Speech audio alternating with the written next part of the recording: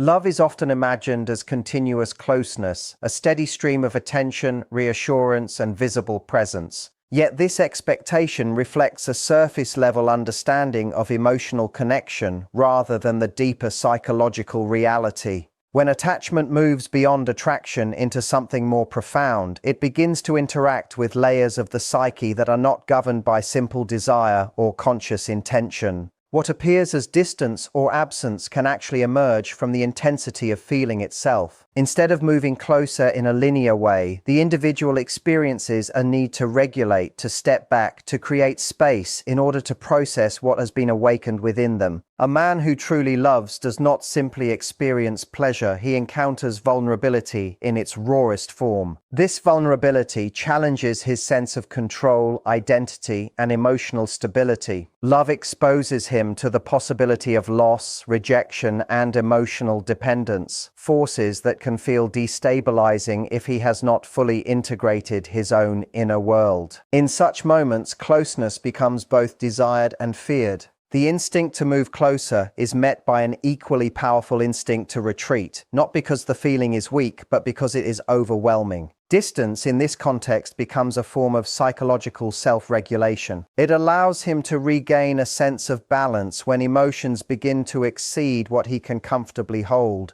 Without this space, the intensity of love may feel consuming, as though it threatens to dissolve the boundaries that define who he is. The withdrawal is not necessarily conscious or deliberate. It often arises automatically, driven by deeper mechanisms that seek stability and protection. What is important to recognize is that this distance is not empty. It is filled with internal activity, reflection, confusion, emotional sorting, and an attempt to reconcile the desire for connection with the fear of its consequences. This creates a paradox where love is not always expressed through constant presence. Instead, it reveals itself in cycles of approach and withdrawal. The absence is not a negation of feeling, but a response to it. Where there is little or no emotional investment, there is no need for such regulation. Indifference remains stable and uncomplicated. It is only when emotions carry weight that they require management, and that management can take the form of silence or distance. Understanding this dynamic requires looking beyond behavior as a simple indicator of intention. The same action, pulling away, can arise from entirely different internal states. In one case, it may signal disinterest. In another, it may indicate emotional depth that has not yet found a stable expression. The challenge lies in recognizing that love, when it reaches a certain intensity, does not always move in ways that appear logical on the surface, and its expression can contradict the expectations shaped by more simplistic ideas of connection.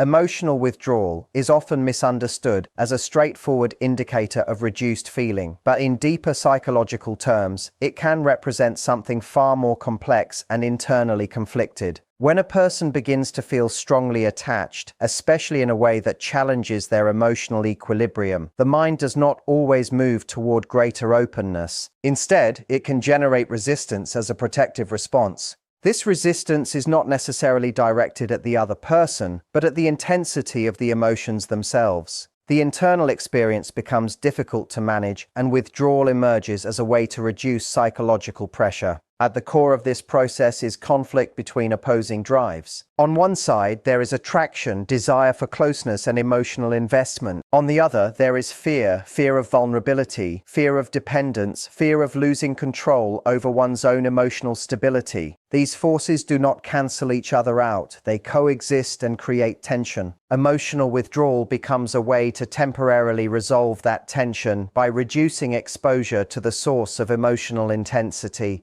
By creating distance, the mind attempts to restore a sense of control and predictability. This kind of withdrawal is often not a conscious decision. It does not always involve clear reasoning like, "I should step away." Instead, it can appear as reduced communication, emotional silence, or a sudden shift in engagement. On the surface, it may look like disinterest, but internally it is often accompanied by ongoing emotional activity. The person may still think about the connection, revisit conversations, or feel conflicted about their own behavior. What changes is not necessarily the presence of feeling, but the expression of it. Another important aspect is that emotional withdrawal can serve as a buffer against overwhelm. When feelings become too intense, the nervous system can interpret that intensity as stress rather than comfort. In such cases, stepping back provides temporary relief. It allows emotional processing without immediate external demands. This space can be used to reorganize thoughts, regain composure, and reduce internal pressure. However, because this process is invisible to the other person, it is often misread as rejection or loss of interest. The misunderstanding arises because outward behavior is assumed to directly reflect inner emotional state. In reality, the relationship between feeling and expression is not always aligned. A person can feel deeply connected while simultaneously appearing distant. The withdrawal, therefore, is not a reliable measure of emotional absence.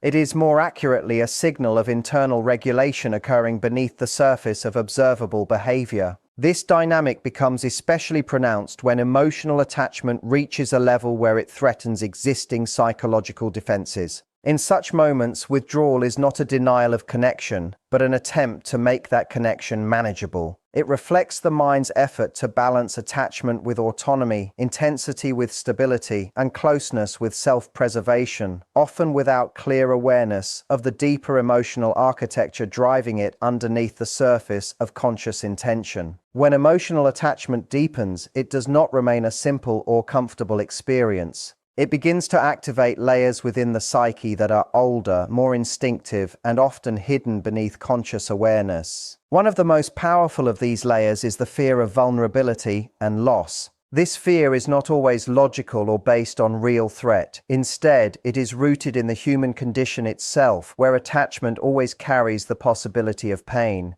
The closer someone becomes, the more significant the potential loss feels, and this creates an internal tension that can quietly shape behavior in subtle but powerful ways. True attachment brings exposure. It removes emotional distance and creates a space where one person can be affected by another on a deeply personal level. This exposure can feel meaningful, but it also carries risk. To care for someone deeply is to allow them access to emotional territory that is normally protected. This includes hopes, insecurities, memories, and unspoken needs. When these inner layers are touched, the mind becomes aware of how much is at stake, and this awareness can trigger defensive reactions that are not always consciously chosen. Loss, even when not immediate, becomes psychologically real once attachment is formed. The mind begins to simulate future scenarios where the connection might end, where expectations might not be met, or where emotional dependence could lead to disappointment. These internal projections create anxiety, even in moments of closeness. As a result, the experience of love becomes mixed with unease. The same feeling that draws someone closer also reminds them of how easily it could be taken away or disrupted. This is where vulnerability becomes central. To stay emotionally open requires accepting uncertainty, and uncertainty is difficult for the psyche to sustain without resistance. When vulnerability increases, the internal system may respond by creating emotional distance as a form of protection. This does not necessarily mean rejection of the other person. It reflects a deeper attempt to reduce exposure to emotional risk. The individual may not even be fully aware that this process is occurring, as it often unfolds beneath conscious reasoning. Fear of loss also reshapes perception. Small changes in interaction can begin to feel more significant. A delay in response, a shift in tone, or a moment of silence may carry amplified meaning because the emotional stakes are higher. This heightened sensitivity further contributes to internal tension, reinforcing the need for emotional regulation through withdrawal or reduced expression.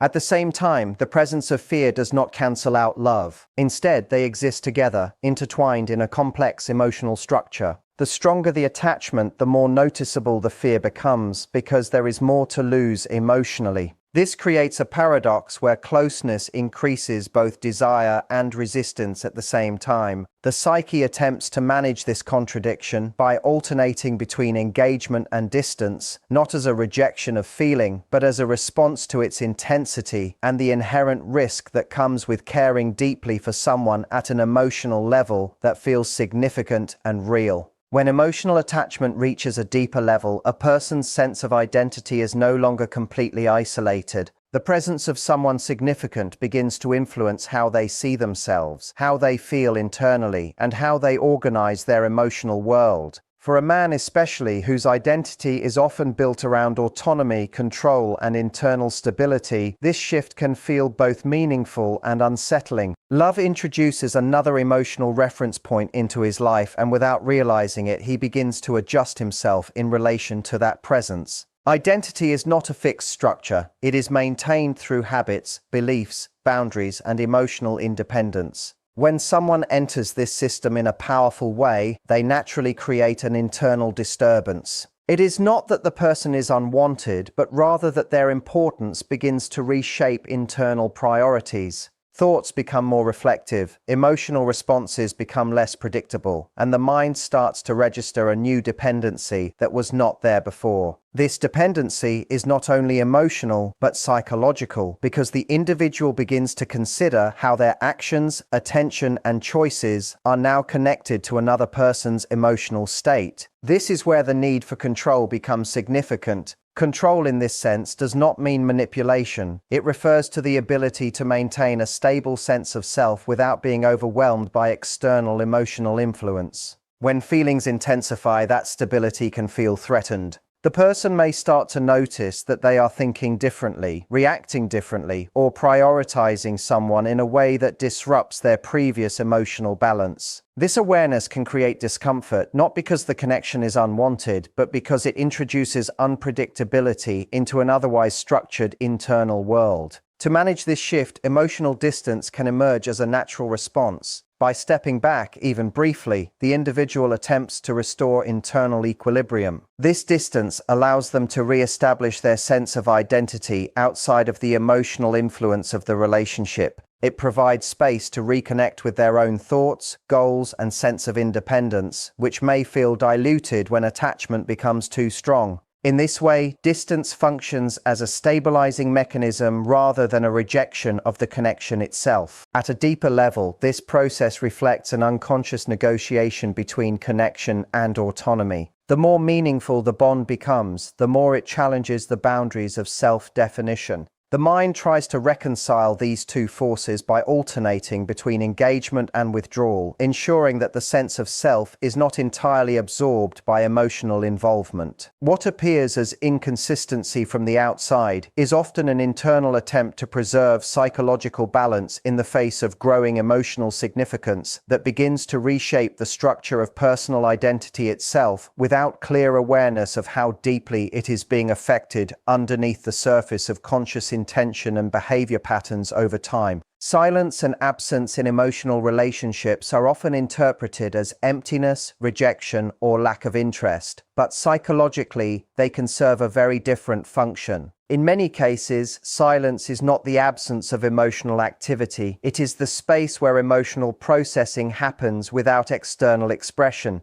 When feelings become complex, intense, or difficult to organize, the mind does not always translate them into immediate communication. Instead, it may turn inward, where thoughts and emotions are sorted, examined, and regulated without being spoken or displayed. Absence creates distance from stimulation. When a person steps away emotionally or physically, the immediate pressure of interaction reduces. This reduction allows internal systems to slow down and process what is being experienced. Emotions that feel overwhelming in direct contact can become more manageable when there is space. In that space, reflection becomes possible. The individual may revisit conversations, analyze their reactions, or try to understand what they are feeling without the interference of ongoing external input. This does not mean the connection has weakened. It often means the emotional impact has increased to a level that requires internal adjustment. Silence can also act as a protective mechanism.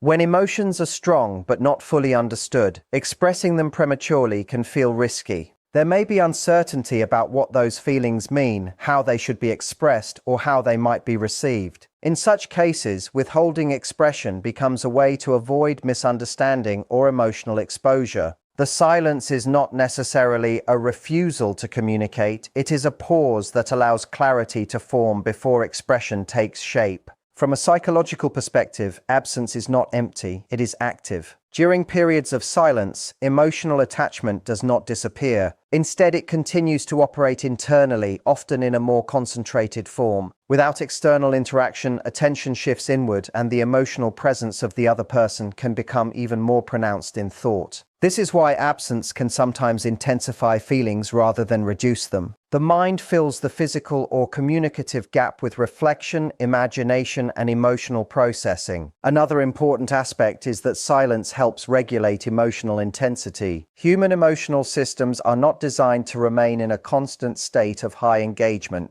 Without breaks, emotional overload can occur, leading to confusion or instability. Absence introduces a natural cooling period where emotional energy can stabilize. This stabilization is necessary for maintaining balance between feeling deeply and functioning effectively in daily life. However, because silence lacks visible cues, it is often misinterpreted. The external observer may assume disinterest or detachment, while internally, significant emotional activity may still be unfolding. The disconnect between inner experience and outward expression creates misunderstanding. What is not being said is assumed to be nothing, when in reality, it may be a complex process of emotional organization taking place beneath the surface, without words or visible signals guiding it outwardly in any immediate or recognizable form that can be easily interpreted from the outside perspective alone at any given moment of interaction or non-interaction between individuals involved in the connection. Emotional intensity does not remain evenly distributed in human experience.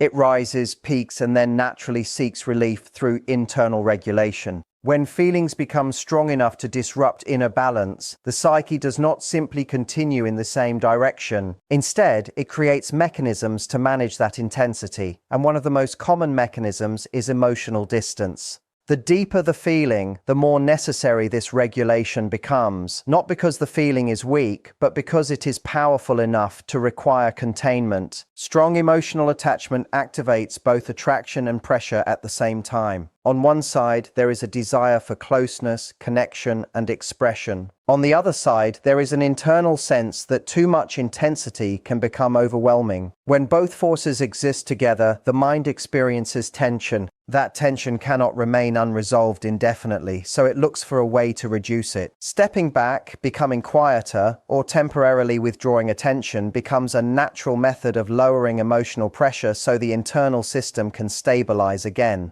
This does not mean the feeling decreases. In many cases, the emotional depth remains the same or even increases, but its expression is paused. Intensity without regulation can create confusion, impulsive behavior, or emotional exhaustion. By introducing distance, the psyche creates space where emotions can settle into a more manageable form. This space allows reflection without immediate reaction, giving the individual time to understand what they are experiencing rather than being overwhelmed by it. Emotional regulation through distance is closely linked to how humans process uncertainty. When feelings are strong, they often bring questions about meaning, direction, and consequences. These questions are not always answerable in the moment. Without clarity, the mind may feel overloaded. Distance reduces immediate emotional input, which in turn reduces uncertainty pressure. In this quieter state, thoughts can organize themselves more clearly, and emotional reactions become less reactive and more stable. Another important aspect is that intensity itself creates a form of internal dependency. The more emotionally significant someone becomes, the more mental attention they occupy.